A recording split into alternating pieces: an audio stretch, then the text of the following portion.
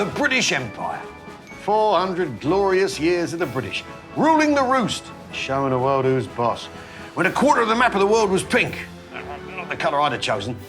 But now, the British Empire is history, literally. Which means every Tom, Dick and Harry has an opinion on it. God help us. Yes, the British Empire. For some people, a source of patriotic pride. Rule Britannia and all that, spreading the word of democracy, the rule of law, and of course, British fair play. But lately, that history's been called into question. A lot of things have been documented, but documented from one side. Instead, it's a legacy of bloody conquest, exploitation. This is the Raj. I'm your boss. I'm not your friend anymore. All right. And enslavement. So you'd have a chain of people held together like that? Yes. Empire is a dirty word. So, where does the truth lie? Well, I'm going on an adventure to find out. The entire reputation of the United Kingdom is at stake. I'm visiting Jamaica, Australia, South Africa, and India. In each country, I'll be hosted by a local comedian. Together, we'll debunk myths, It wouldn't sound like hurry, hurry. No, of course not. It doesn't make any sense. explore hard truths, Yeah, this is intense. and discover firsthand the truth of Britain's legacy there. So, are they going to welcome me with open arms, a cup of tea, and, forgive and forget? Or am I in for a cold dose of reality? Well, there's only one way to find out, isn't there?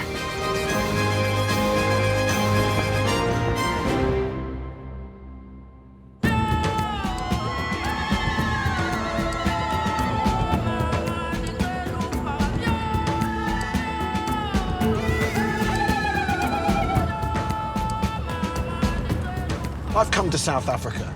It's beautiful. Now, we all know that South Africa was part of the British Empire because we've all seen Zulu. But there's more history here than just that. There's Nelson Mandela, there's the appalling business of apartheid, there's the Boer War. All stuff that, is it part of the legacy of the British Empire or not? I don't know. And that's what I'm here to find out.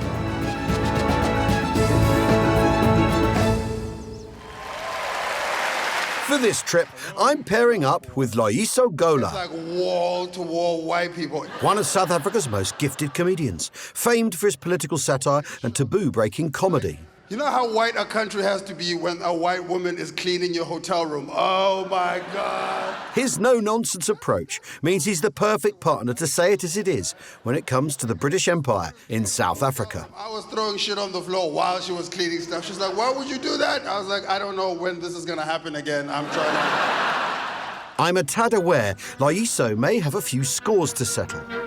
I'm under a tree waiting for Al. This is very typical of the English. Just come here, disorganize my day. Came here 200 years ago, disorganized our lives. Every time I go to Britain, I always hear excuses about what happened with the colonialism and all that stuff. I'm ready to hear Al's excuse. Good to see you.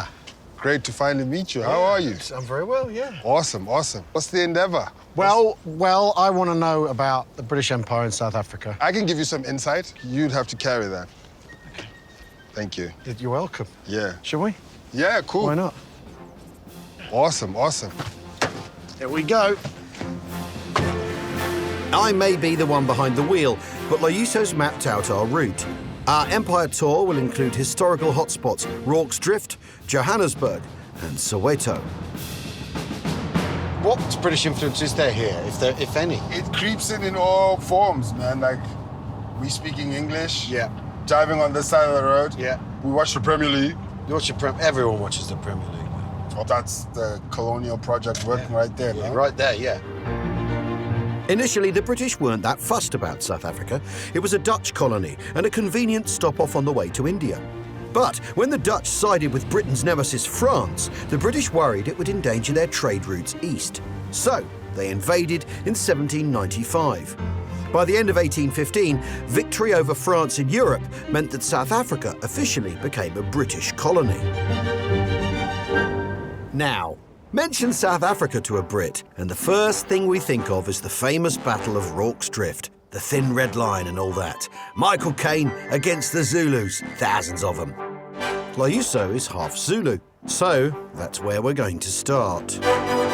Have you seen Zulu, the film? I think I watched it when I was a kid. Yeah. I don't remember. I mean, imagine if you're a Zulu watching it, Yeah, I mean, I don't even think it's that. I just think that I'm gonna watch 10,000 other films before. You're only supposed to blow the bloody dogs off. Sorry, wrong film. This one is Michael Caine playing some posh army officer. Anyway, the British, well, Welsh really, have stiff upper lips and even stiffer bayonets. And they win a war against millions and millions of Zulus. Fact. Once again, plucky Brits win against all the odds. Give that man a medal, and that man, and that man, and that man, and that man, and that man, and that man, and that man, and that man, and that man, and that bloke. The Swiss one. Yeah, why not? This has been sponsored by the Victoria Cross Medal-Making Foundry. The film is closely based on real events. At 4:30 in the evening on the 22nd of January 1879, around 4,500 Zulu warriors invaded British-held territory and attacked a small mission station at Rorke's Drift. 100 or so Brits defended their position, beating off waves of Zulu attacks for almost 12 hours. It soon became a legendary battle of British triumph and courage. But it turns out this isn't the whole story. So, Doug, how many redcoats are there here at Rorke's Drift? You're looking at about a company, between 98 and 100 trained fighting British soldiers, out of 139 total. 35 men on the sick list, 28 seriously sick, and of those, 16 were so sick that they were immobile. Dysentery, enteric fever, typhoid. I bet you half of them were probably anti-vaxxers. Well, I don't want to take the vaccine. So there's like less than 150 Brits here. yes. This battle has mythic proportion. But does the truth live up to the myth? Yes. I maintain that nobody in this garrison thought they were going to see the sun go down, let alone see it come back up again. When the British Army began its campaign to expand the empire in South Africa, only the Zulu kingdom stood in its way. The British had thought it would be a quick and devastating campaign. And it was, but not in the way that they had expected. There were 2 battles that day. One, the heroic stand at Rorke's Drift that we all know about from the film. And another humiliating defeat earlier that morning. British commander Lord Chelmsford marched into Zululand, into the Battle of Isandlwana, expecting an easy victory against, and I quote, the hopelessly inferior Zulus. It does seem strange to be wearing red. Fantastic camouflage. It's beautiful camouflage. The British guys don't look dressed for the weather. It's funny you should say that, because on the day in question, it was reported to have been anywhere between 40 and 45 degrees Celsius in the shade. But, it was part of the pageantry of warfare. Steel-shod, hobnailed boots, thick blue woolen trousers, a flannel undershirt, and on top of that, a 1/4-inch thick red serge tunic buttoned up to the collar.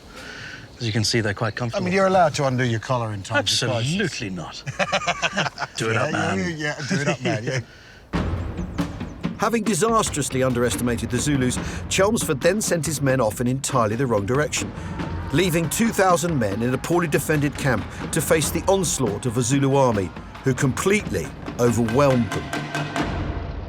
A Zulu regiment were credited with being able to cover an extraordinary distance over a very short period. Some historians say 40 to 50 miles a day, fight a battle at the end of it, win or lose it, run home, and, historically speaking, barefoot. You're joking? No.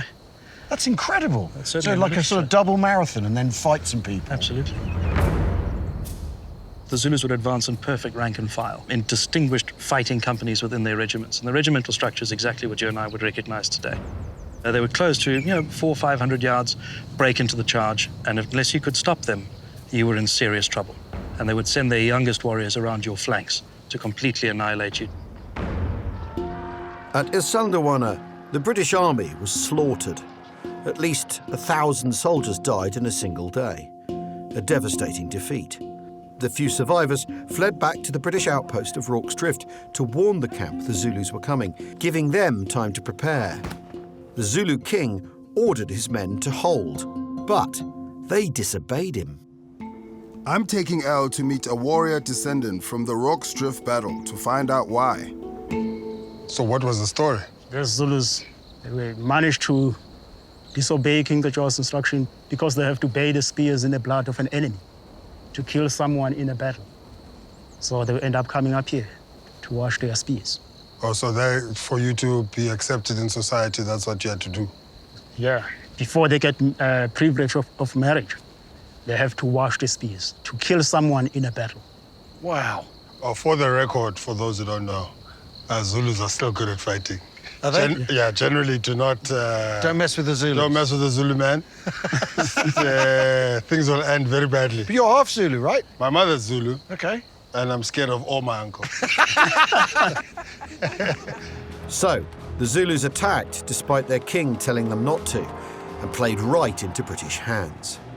The tales of our heroic stand of Rorke's Drift not only served to redeem our reputation, but provided the excuse the British needed to return on the 4th of July 1879, armed to the teeth with 23,000 troops, cannons and Gatling guns.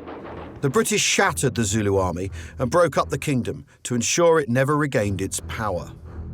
If all you know about the Zulu Wars comes from the movie Zulu, and let's be honest, yeah, I mean, you wouldn't be alone, would you? Bank Holiday Mondays.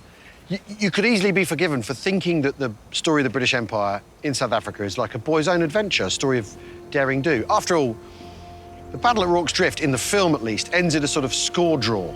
Everyone shakes hands, says, well fought, old boy, and carries on, goes back to whatever it is they're doing before.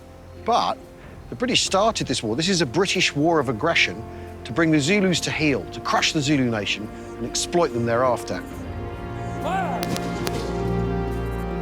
When it comes to the British, the idea of conflict is not the main gripe. It's the disenfranchised, being stripped of land and not having political rights. It wasn't really entirely an economic project. The British project was quite particular.